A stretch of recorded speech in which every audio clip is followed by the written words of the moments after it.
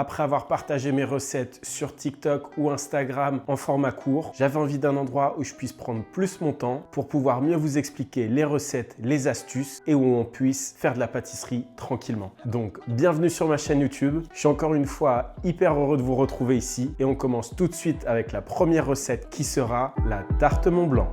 Donc pour ce faire, la tarte Mont Blanc se composera d'un fond de tarte, d'une gelée myrtille ou cassis en fonction des fruits que vous avez, une meringue, une chantilly marron et on finira par un pochage avec des vermicelles marron.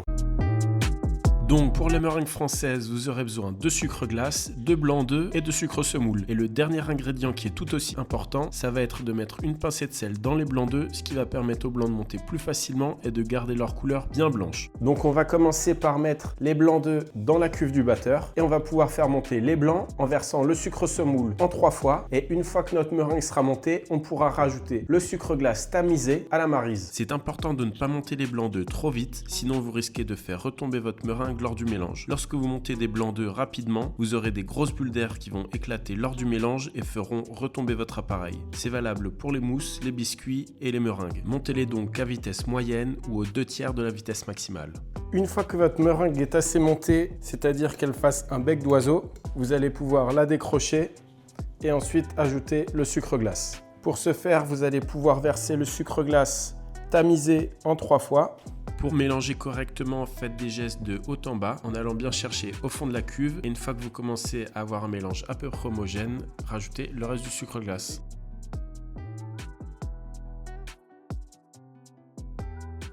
Tamisez votre sucre glace préalablement pour éviter d'avoir des grains. Et lorsque vous obtenez une texture homogène et onctueuse, vous pouvez mettre la meringue en poche. Technique pour bien utiliser la poche.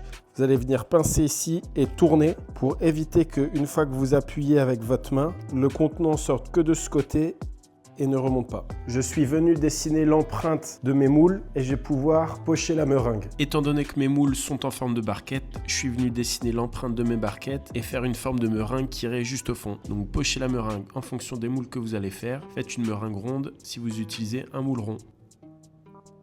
Et une fois que tout est poché, ça part au four pendant 2 à 3 heures à 70 degrés. Avoir une cuisson à température basse va permettre de garder les meringues parfaitement blanches et dans un autre temps, faire en sorte qu'elles ne gonflent pas. Au contraire, si vous les cuisez trop fort, elles risquent donc de beaucoup gonfler et également de caraméliser.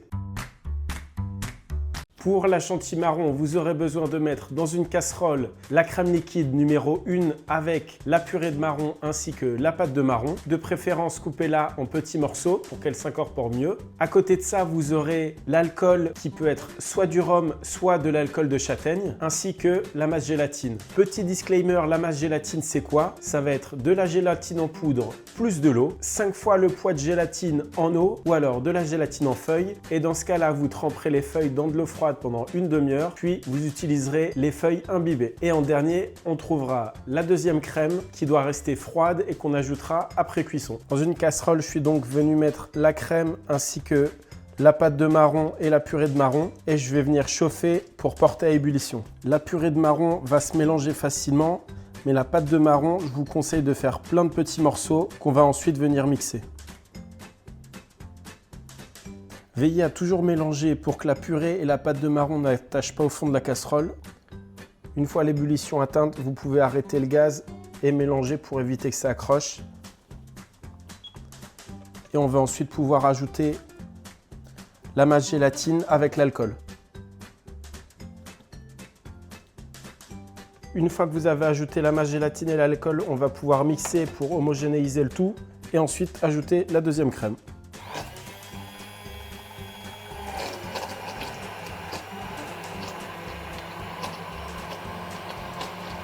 Une fois que votre mélange a été bien mixé, vous allez pouvoir venir le transvaser dans un récipient, filmer au contact et ça part au réfrigérateur pendant au moins 4 heures.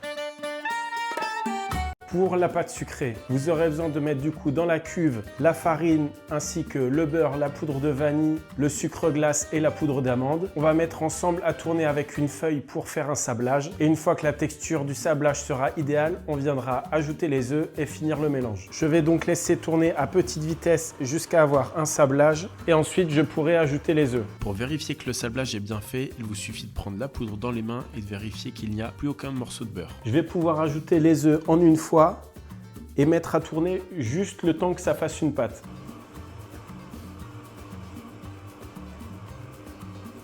Dès que vous avez une pâte, vous allez pouvoir l'arrêter et on va ensuite la stocker au froid pendant quelques heures, histoire que la pâte reprenne. Donc ce que je vous conseille, c'est de la mettre tout de suite dans du film et on va lui donner une forme rectangulaire pour qu'ensuite, quand on va venir l'abaisser, ce sera plus facile, elle aura déjà la bonne forme. Et également la bonne épaisseur. Le fait de lui donner la même épaisseur partout va faire en sorte que la pâte refroidisse uniformément. Donc une fois que vous avez fait votre pâton, vous allez pouvoir le mettre une demi-heure au congélateur et 1 heure au réfrigérateur. Pour le confit cassis ou myrtille, faites en fonction des fruits que vous avez. Moi, pour le coup, j'avais que des myrtilles surgelées. Je vais pouvoir les mettre sur le gaz et ajouter le mélange sucre et pectine que j'aurais mélangé préalablement. Pourquoi est-ce qu'on fait ça? Pour que la pectine puisse mieux se mélanger grâce au sucre. Je peux donc ajouter le mélange sucre-pectine dès le début. Je mets le gaz aux 3/4 de la puissance maximale et maintenant, je vais attendre d'avoir une ébullition. Et une fois que vous obtenez une bonne ébullition, vous pouvez retirer du gaz et stocker au frais pendant au moins 2 heures. Pour les vermicelles marron, on viendra mettre dans la cuve du batteur la pâte marron ainsi que la purée de marron. On va venir les mélanger pour détendre au maximum la pâte de marron en cornant les bords de la cuve de temps en temps. Et ensuite, on ajoutera la crème de marron une fois que le premier mélange sera bien détendu pour avoir quelque chose d'homogène et surtout sans grumeaux qui est hyper important, sinon on n'arrivera pas à pocher par la suite. Donc je vais mettre en premier ma cuve sur le batteur. J'utilise la feuille. D'ailleurs, si vous voulez la référence du batteur, elle est en description. J'ai un code promo avec le code qui s'affiche à l'écran. Une fois que j'ai ma cuve qui est au batteur, je vais mettre dans un premier temps vitesse minimale pour essayer vraiment de détendre au maximum la pâte de marron. Étant donné qu'elle est très dure, c'est vraiment hyper important. Sinon, on risque d'avoir des grumeaux après. Une fois qu'elle a déjà commencé à bien se détendre et plus avoir de gros morceaux, je vais pouvoir augmenter un peu la vitesse et laisser tourner pendant environ 30 secondes ou 1 minute, histoire d'avoir quelque chose de bien ramolli. Si jamais, malgré tout ça, vous avez encore des grains dans les vermicelles marron, vous pouvez la passer au tamis ou à travers une passoire et une maryse et vous venez bien racler pour vraiment enlever tous les grains. Ça va être très important parce qu'après, quand on va vouloir la pocher, on va utiliser une douille à vermicelle qui a des très petits trous et du coup, s'il y a des grumeaux, ça va se coincer. Je vais même pouvoir l'arrêter, ça va être plus simple. Tac. Et là, vous voyez, ça a vraiment une texture hyper molle de pâte à modeler limite. Tac. Et je viens ajouter la crème de marron une fois.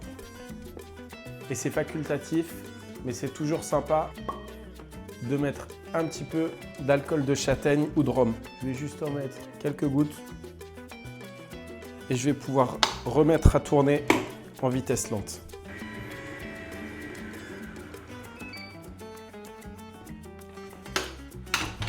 Il ne faut pas hésiter à venir corner un petit coup les parois de la cuve. Une fois que tout est bien homogène, on va pouvoir enlever la feuille et l'utiliser. Si jamais la texture est trop ferme, vous pouvez remettre au batteur, faire tourner plus rapidement et rajouter un tout petit peu d'eau. Pour réaliser les fonds de tarte, je vais venir fariner légèrement mon plan de travail. Je vais venir utiliser seulement la moitié du pâton.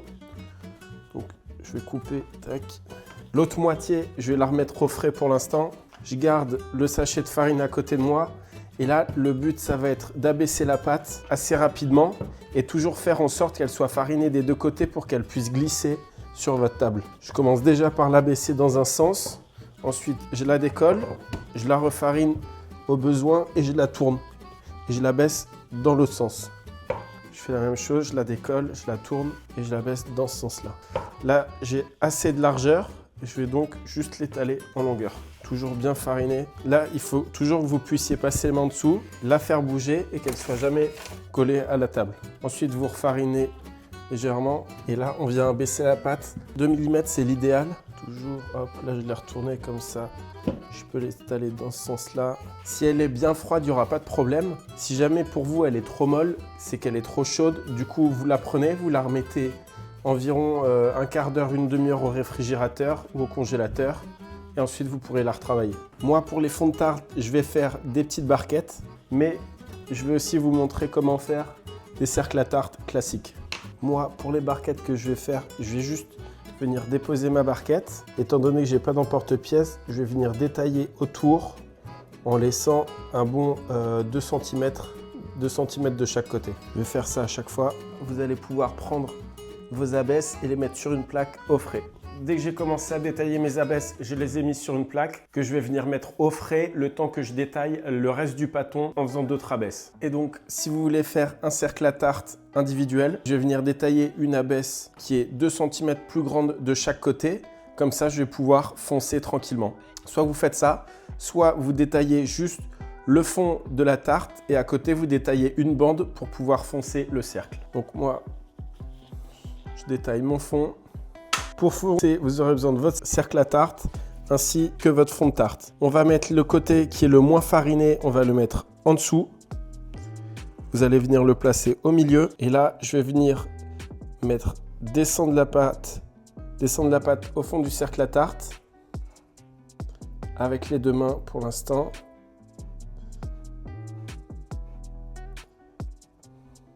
Je viens descendre le plus possible, donc je pince la pâte et je viens la descendre au fond du cercle. Là, j'ai fait un premier tour.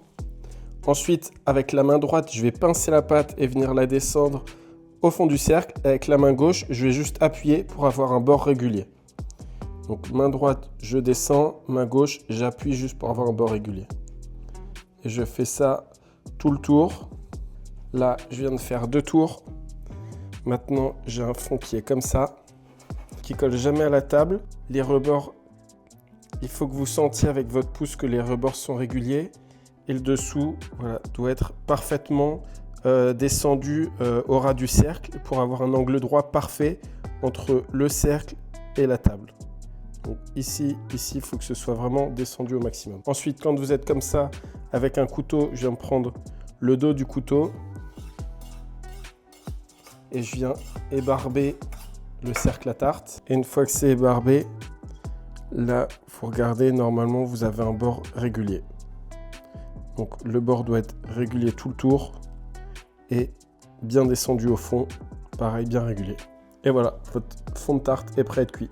Pour les barquettes, d'ailleurs, j'ai pas graissé ni les barquettes ni le cercle à tarte. Il n'y a pas besoin avec cette recette. Je viens prendre ma barquette, j'ai mon abesse. Pareil, le côté le moins fariné, je le mets en dessous. Je viens la placer parfaitement au milieu. Et là, comme le cercle, je vais venir descendre ma pâte dans la barquette. Avec la main gauche, je vais tenir la pâte et la main droite, je vais venir la descendre tout au fond du cercle, tout au fond de la barquette. Vous faites en sorte que la pâte aille bien jusqu'au fond, sans écraser la pâte, juste je la descends. Une fois que vous êtes sûr d'avoir bien descendu la pâte, je viens prendre le dos de mon couteau et je viens ébarber la barquette.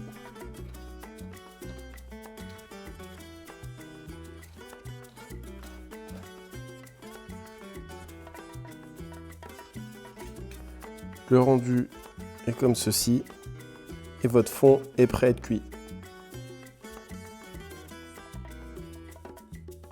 Une fois que vos fonds de tarte sont prêts, sont tous foncés, on va les passer un quart d'heure, 20 minutes au congélateur et on va les enfourner congelés. Ça va permettre d'empêcher la pâte de retomber et d'avoir une cuisson hyper régulière. Également, si vous cuisez des fonds de tarte ronds normaux, on va dire plus standard, si vous cuisez sur une feuille de papier cuisson, il faut que vous piquiez la pâte avec une fourchette. Mais si vous avez ces tapis en silicone, là, ça s'appelle un sile-pain. C'est un espèce de tapis avec des petits trous qui laissent l'air passer. Et ben, vous n'aurez pas besoin de faire de trous dans la pâte. Une fois que mes fonds de tarte ont reposé 15 à 20 minutes au congélateur, je vais pouvoir les enfourner à 150 degrés pendant 20 minutes.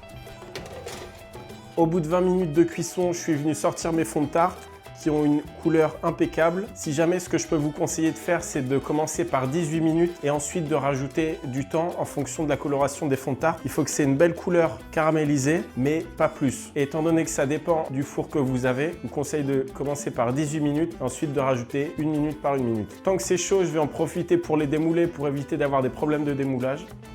Donc pour les barquettes, il me suffit juste de les retourner et ça se démoule tout seul. Et pour le fond de tarte, là, vu que c'est un cercle perforé, le fond de tarte ne vient pas tout de suite, donc je le retourne et j'appuie délicatement sur l'arrière en tournant le cercle. Si c'est trop chaud, attendez juste 5 minutes pour pouvoir le faire, mais vous démoulez tant que c'est chaud pour pas avoir de problème. Et là, on a un fond de tarte impeccable. Pendant la cuisson, j'en ai également profité pour mettre les vermicelles marron en poche. Donc j'ai fait une double poche. J'ai fait une première poche avec la douille à vermicelle et j'ai mis une seconde poche.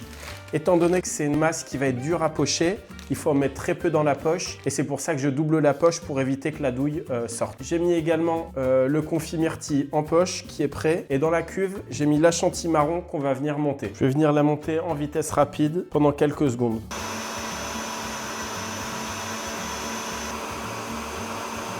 Il m'aura fallu 1 minute 58 pour qu'elle soit montée. Je vais pouvoir la mettre en poche. Maintenant que tous nos éléments sont prêts, on va pouvoir passer au dressage, la partie la plus intéressante. Donc pour commencer le dressage, je vais pocher le confit myrtille dans mon fond de tarte, puis je vais y déposer la meringue. Je vais pouvoir pocher la chantilly marron tout autour, de sorte à recouvrir la meringue. Et je viens la lisser délicatement avec une palette, de sorte à avoir les côtés lisses et une petite pointe au-dessus.